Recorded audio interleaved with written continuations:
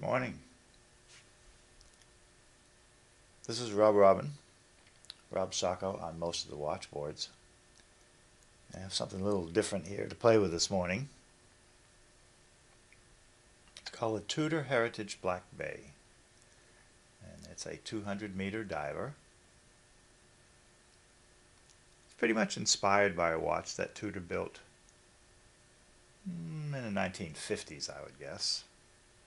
I think if you look at their website, from what I remember, it was 1954 when they first incepted this watch, or something similar to it, since it's not exactly the same watch. And the thing that makes it very unique is this snowflake dial, which is really neat. And it's the hour hand that I don't know why they call it a snowflake. I mean, if you really look at it, I guess, on what they tell us a snowflake looks like, it's a multi-part. It's like a piece of lace. But this is what they call it, the snowflake dial. It's the hour hand here that I will pull out and move around.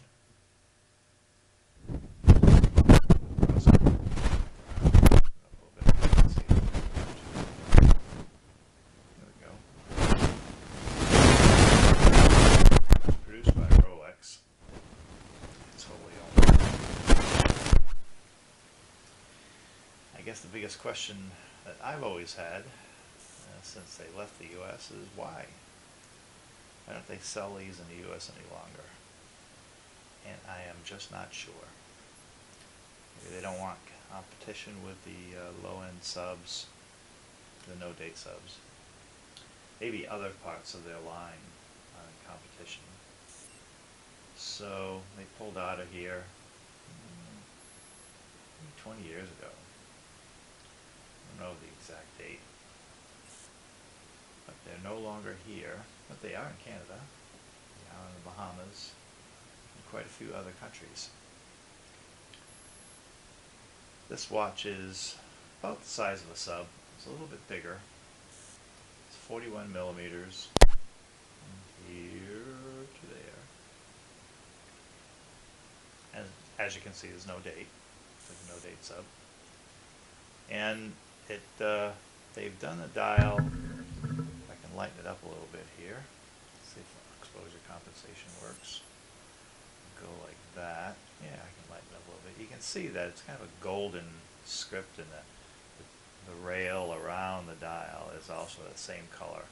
And it's reminiscent of the gilt dials that were done in the 1950s on Submariner watches and other watches, where they used a little gold, and I don't know exactly what they mixed in to form the gilt material, but that's what they've written this script in, and it looks really nice. It makes it look like a vintage watch.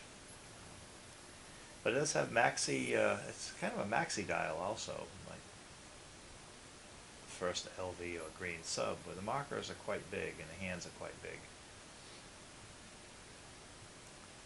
Added some nice little touches. I mean, they have the crown is there's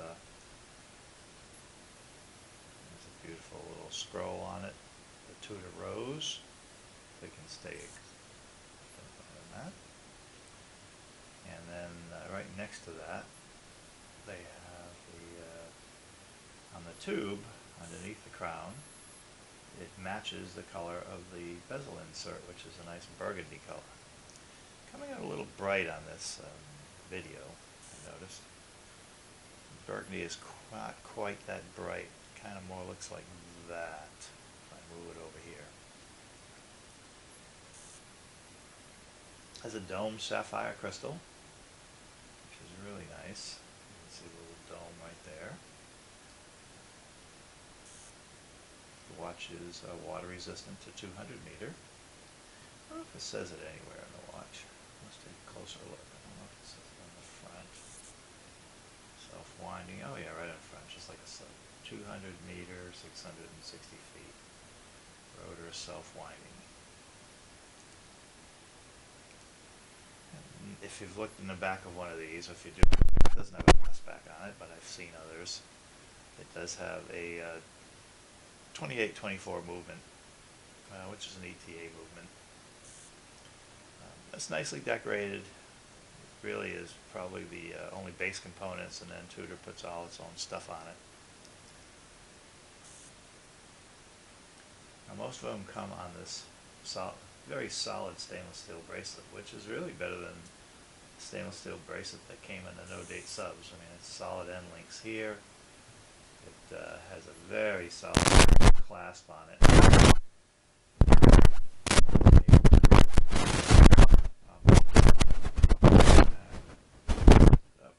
There we go. So it's made very well. It looks like a lot like the clasp that's on the prior to V serial Daytonas. Modest in here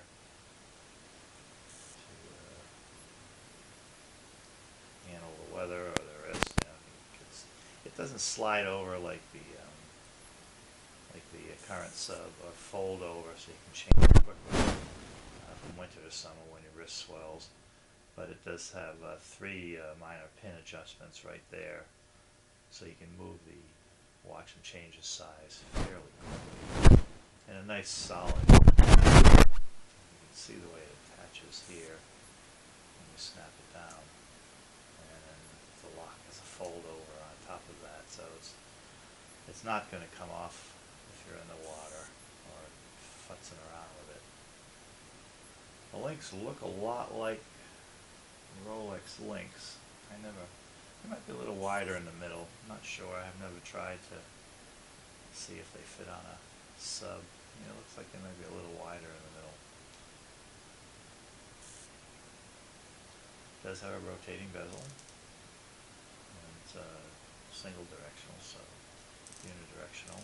Clicks nicely. I don't know what kind of click pin system they use, but you know, if you wanted to time your segment of your dive, or how many minutes left in your parking meter, pretty good.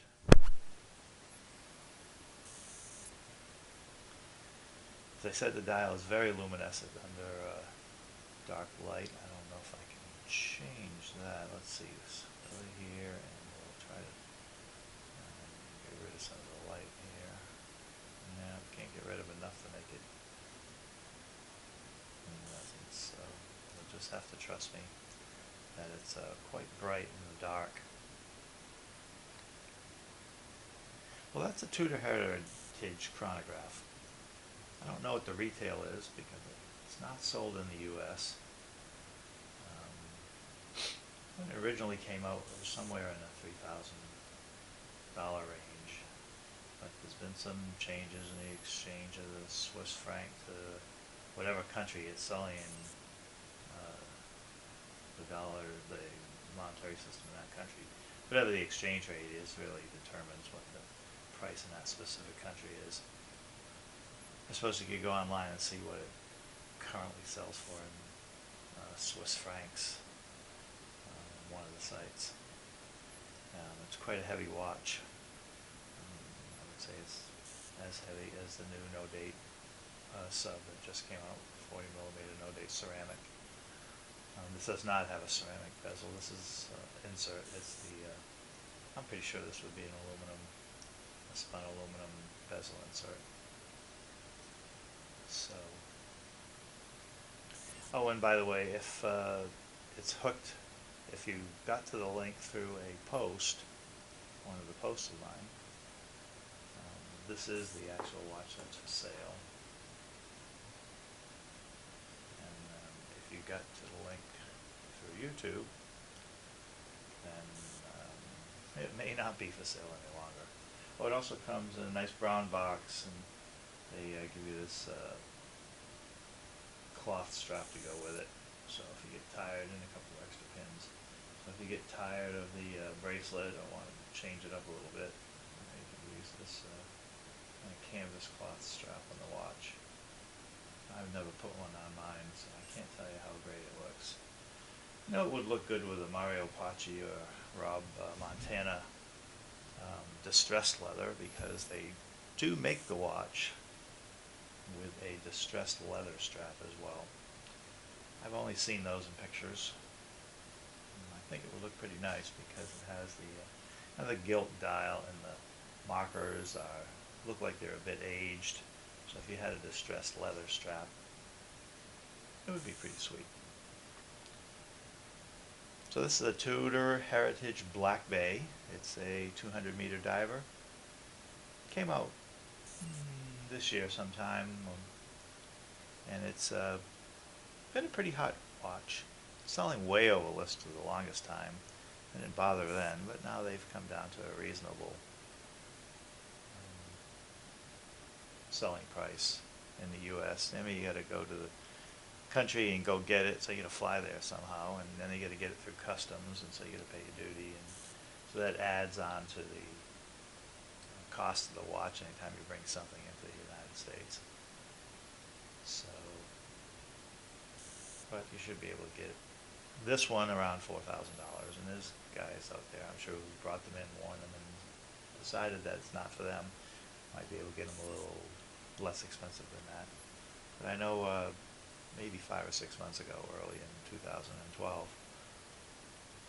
I saw them up there for in the 54, 55 range, and they were selling because they were just difficult to get. So it's a whole supply and demand, and this just happens to be a really pretty watch, and well made from my perspective. All right, this is Rob Robin, and thanks for watching.